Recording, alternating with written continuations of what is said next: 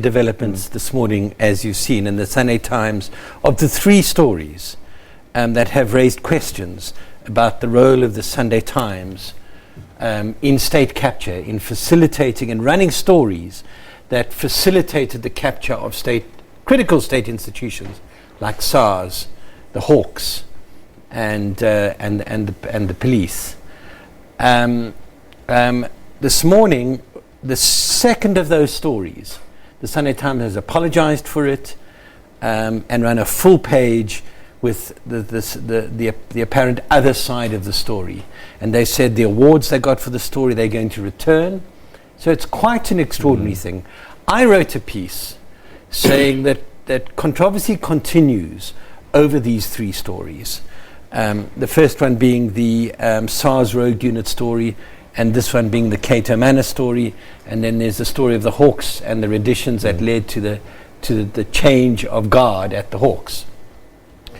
It continues to be controversial, even though the Sunday Times' new editor very graciously withdrew and apologized for the first of those stories, the Sars Rogue unit stories. But I said the matter is not being put to rest. And it raises questions for the industry as a whole. The matter is not being put to rest because have people been held fully accountable? Has the Sunday Times fully explained whether or not they were just caught up in state capture, or whether there were people in the Sunday Times who, as it is alleged by some, were part of the state capture project? Number of questions remain as to how this could happen in a reputable, in the country's biggest newspaper. And I said we need an industry-wide inquiry to highlight the role of the media in state capture, to bring it all out in the open, to hold people fully accountable.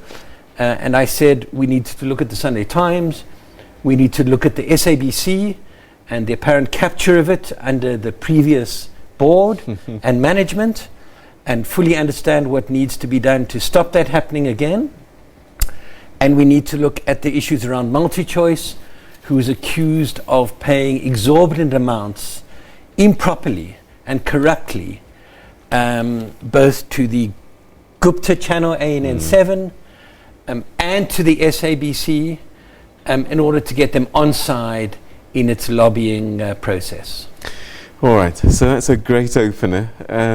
Levy, I want us to be careful about this fake news word, and I just wonder, when does a journalist's mistake becomes fake news? Is it when he knowingly participates in a state capture project, or unwittingly does so? Is it still fake news? How do you make that differentiation? Because I would imagine some of the journalists perhaps should have known better but didn't, but were not starting out with malicious intent.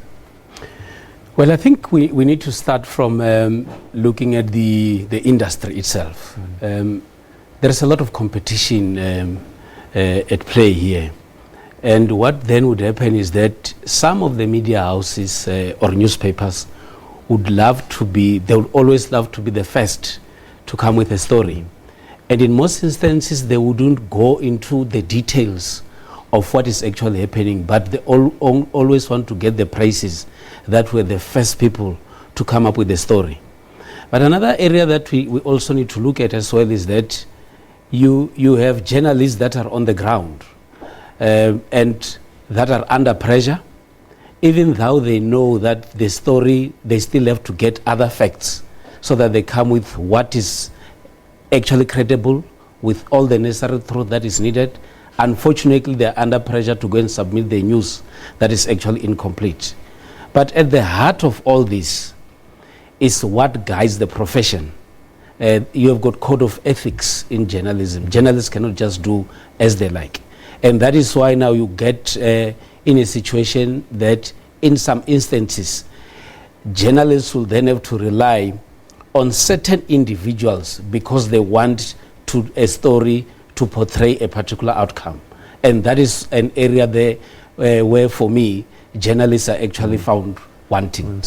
Could I add to that? Because I just want to add to clarify, because the phrase fake news is abused enormously, mostly by Donald Trump, who just uses it to denounce news he doesn't like. That if he's not comfortable with it, he says it's fake, which usually means it's true. Yeah. Fake news is not when journalists make mistakes or journalists are biased or journalists rush something into print before it's finished. Those are journalistic errors, mistakes, lack of professionalism, and these are important issues. Fake news is the deliberate attempt to use false news to affect an election, to achieve some kind of political outcome.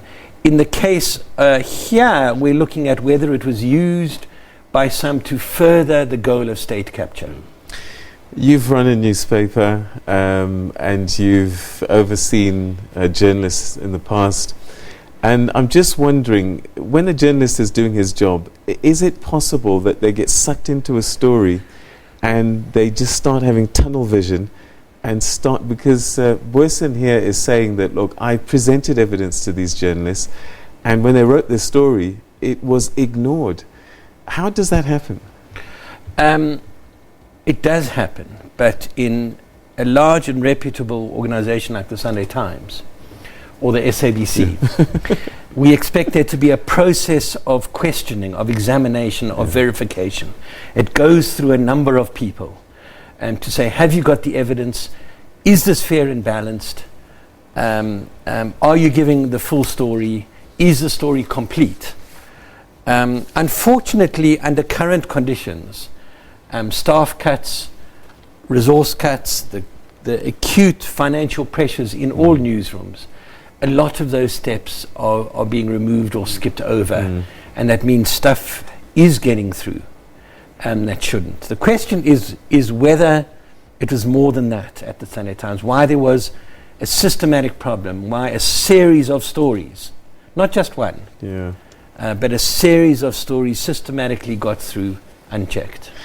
What's your take on the Sunday Times? Because my fear is that if it is that powerful people can infiltrate newsrooms and extract people from there to help them with their projects. And I read about Pearlie Hubert, who couldn't stand what was going on, that she actually left without a job to go to, even though she was a single mom.